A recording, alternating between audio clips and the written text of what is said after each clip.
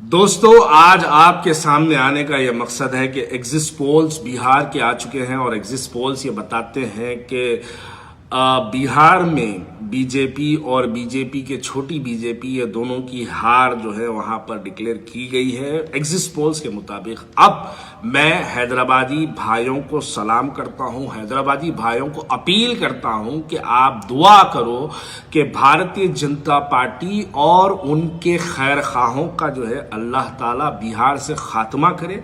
क्योंकि बिहार में आप देखिए, तेजस्वी यादव और इमरान प्रतापगढ़ी ये दो लोग बिहार में काम कर रहे हैं। इन दोनों के पीछे नरेंद्र मोदी के 30 helicopter, 6 chief minister different states के, सेंट्रल मिनिस्टर्स में 15 से ज्यादा सेंट्रल मिनिस्टर्स, 40 से 50 के करीब एमपीज भारतीय जनता पार्टी के बिहार में काम कर रहे थे। लेकिन एग्जिट पोल्स बताते हैं कि 2-30 साल के लड़कों ने जो है बिहार के अंदर नीतीश कुमार का और नरेंद्र मोदी का खात्मा कर डाला। ये एग्जिट पोल्स। अब हम अल्लाह से दुआ करते हैं कि ऐ अल्लाह, भारतीय जनता पार्टी का और उनके खैरखाहों का बिहार से खात्मा कर दे। 10 तारीख के दिन हम यकीनन जश्न मनाएंगे और इस बात का जश्न मनाएंगे कि भारतीय जनता पार्टी का बिहार में हारना ये एक इस बात का इशारा देता है कि आने वाला वक्त जो है हिंदुस्तान में एक बहुत बड़ा इनकलाब बर्पा करेगा।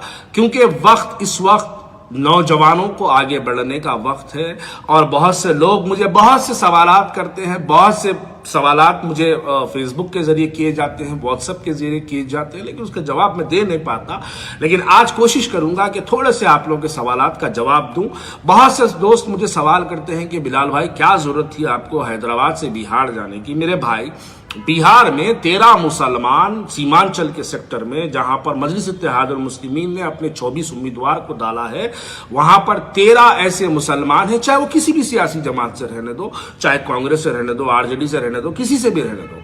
13 ऐसे मुसलमान हैं जो 2 से 4 मरतबा रुकने पार्लियामेंट असेंबली, माफी चाहता हूं, रुकने असेंबली एमएलएस बनकर जो है वहां पर जो है जीते हुए हैं। और उनके मुकाबले में हैदराबाद से जाके वहां पर एमएलएस का कैंडिडेट डालते हैं। सदर साहब बड़ी हंगामेदार तकरीर करते हैं।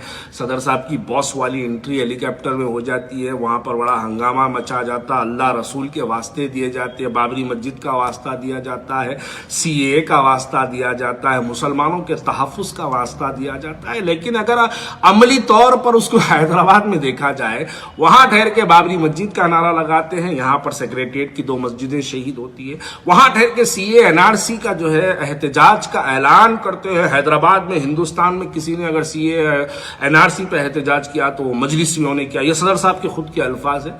लेकिन जब कुली कुतुब शाह में एक प्रोग्राम किया जाता है, वहां पर 3 केस बुक किए जाते हैं और मिलियन मार्च जब निकाला जाता है, जब 29 केसेस बुक किए जाते हैं।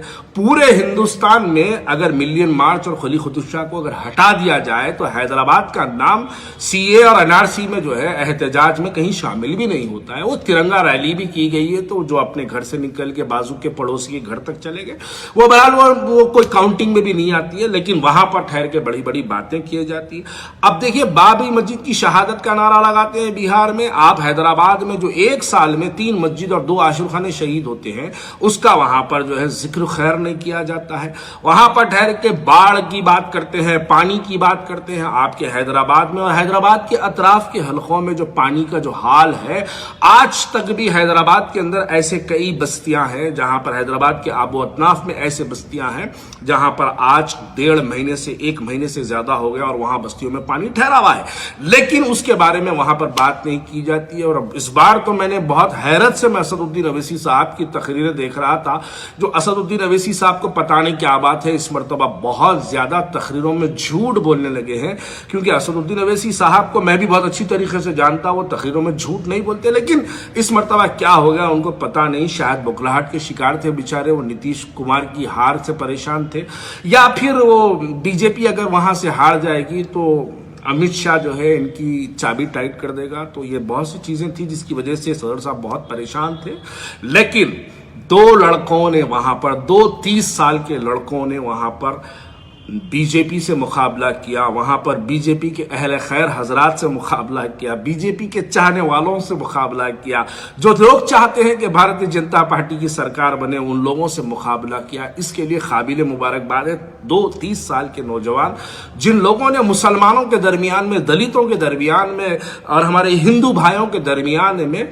और एक बात मैं यहां पर कहना चाहता हूं, बहुत से लोग बहुत से जो है तस्करे करते हैं, लेकिन सुनो मेरे भाई, कांग्रेस और आरजेडी का जो अलायंस, महागठबंधन का जो अलायंस था, महागठबंधन ने इस मर्तबा बिहार में 243 सीट्स में 73 सीट्स मुसलमानों को ऐलान किया, लेकिन इसका जिक्र कहीं कोई नहीं करता है। फिर भी हम ही जिम्मेदार, फिर भी मुसलमान से खतरा बोल के जो है ये कार्यकर्ता चलाते हैं, और भक्त जो होते हैं वो लोग, मुरीदैन जो होते हैं वो लोग चलाते हैं। लेकिन मैं आखिर में बस इतना कहना चाहता हूं कि 10 तारीख के दिन यकीनन हर मुसलमान जश्न मनाएगा। देखिए, हम जश्न बोले तो कोई बाजा पटाखा नहीं फोड़ेंगे, अपने दिलों में खुशी का जाहिर करेंगे, अपने दिलों में जो है खुशी का इजहार करेंगे कि बिहार के अंदर भारतीय जनता पार्टी की हार हुई है, बीजेपी की हार हुई है, छोटी बीजेपी की हार हुई है। इसके लिए हम अपने दिलों में खुशी का इजहार करेंगे, और ये हार आने वाले इंतखाबात में बहुत बड़ा मैसेज देगा। देखिए, आज पूरा हिंदुस्तान बिहार की तरफ देख रहा है। अगर वहां से बीजेपी हारती है तो ये बात समझ लीजिएगा कि आने वाला इलेक्शन बीजेपी के लिए बहुत खतरनाक इलेक्शन होगा, बहुत टफ इलेक्शन होगा। अब यहां से बीजेपी के बुरे दिन शुरू होने वाले हैं, और बीजेपी के चाहने वालों के भी बहुत बुरे दिन शुरू होने वाले हैं। तो इसके लिए काबिल मुबारकबाद है। यकीन मानिएगा, आरजेडी का जो जोश हमने देखा, महागठबंधन का जो जोश हमने वहां पर देखा है बिहार के अंदर, लोग कह रहे हैं कि भाई 1-2 एमएलए का झगड़ा ये है ही नहीं, हमको तो चीफ मिनिस्टर बदलना है। मान लो कि असदुद्दीन ओवैसी साहब अगर 1 या 2 सीट जीत भी जाते हैं तो उनके जीतने से कौन सा चीफ मिनिस्टर तब्दील होने वाला है, उनके हारने से कौन सा चीफ मिनिस्टर तब्दील होने वाला है। ये जो मैच्योरिटी वाली जो सोच थी बिहार के मुसलमानों के लिए, ये बहुत बड़ा जो है एक इनकलाब बर्पा किया है महागठबंधन के लिए, कांग्रेस के लिए, आरजेडी के लिए एक बहुत बड़ा। देखिए, मैं वहां पे बहुत से हजारों के लोगों से मुलाकात मेरी हुई है, शायद हजारों सौों की तादाद में लोगों से मेरी मुलाकात हुई है। हर आदमी कह रहा था कि भाई ठीक है, लेकिन हम मान लो कि एमआईएम को वोट देते हैं तो 1-2 एमएलए को जिताने से क्या फायदा है। ये तो 24 पे लड़ रहे हैं, 24 में बहुत बड़ी फोर्स, इनकी बहुत बड़ी ताकत भी इजहार करेंगे तो 2-4-5 जीतेंगे, उससे बढ़ के क्या होगा। लेकिन नीतीश कुमार को हटाने के लिए इस वक्त हम बीजेपी की जो हमारे दिलों में नफरत पल रही है उसको हटाने के लिए हम इस मर्तबा तेजस्वी यादव, महागठबंधन, आरजेडी और कांग्रेस का साथ दे रहे हैं।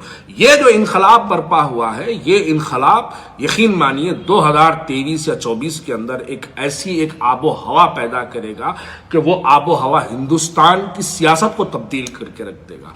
मैं आखिरी में शहरान हैदराबाद की आवाम से मैं दर्दमंदाना अपील करता हूं कि दुआ करिएगा, इस बात की दुआ करिए कि आने वाले इंतखाबात यानी जो 10 तारीख के जिन जो रिजल्ट है, उस रिजल्ट के अंदर भारतीय जनता पार्टी की हार के लिए आप दुआ करिए। भारतीय जनता पार्टी के अहले खैर के हजरात जो चाहते हैं कि बीजेपी जीते, उनकी हार के लिए आप दुआ करिए, ताकि एक नया हिंदुस्तान, एक ऐसा हिंदुस्तान जिसके अंदर हिंदू मुसलमान एक मोहब्बत से रहे, हिंदू मुसलमान एकता के साथ रहे, वो हिंदुस्तान, एक नया हिंदुस्तान जो है आपके और हमारे सामने है। उसके लिए आप लोगों से दुआओं की गुजारिश है, और इंशाअल्लाह 10 तारीख के दिन फिर एक वीडियो के जरिए आप तमाम से मुलाकात होगी। और बहुत से लोग मुझे कह रहे हैं कि क्या बिलाल भाई कभी भी आते, ब्लैक पर्दे पे आ जाते, या फिर कभी कार में आ जाते। अब भाई मैं बिहार गया, जलसे में आया, अब मेरे भक्तों, मेरे भाइयों, मेरे मुरीदों, अब क्या आखिरी में जाके दारुसलाम में बैठ के वीडियो बनाऊं? क्या नहीं होता मेरे भाई, जहां मेरी जगह है मैं वहां बैठ के बना लेता हूं। बहुत से लोग बेचारे अजीब अजीब कमेंट्स करते। तो बहरहाल आखिरी में यही कहना चाहता हूं कि दुआ करिएगा कि बीजेपी की हार के लिए आप तमाम अहले खैर हजरात, अहले दिल हजरात से मैं गुजारिश करता हूं कि दुआ करिए कि बीजेपी की हार के लिए आप तमाम से दुआओं का तलबगार ख्वाजा बिलाल आप तमाम का शुक्रगुजार। शुक्रिया। अस्सलाम वालेकुम।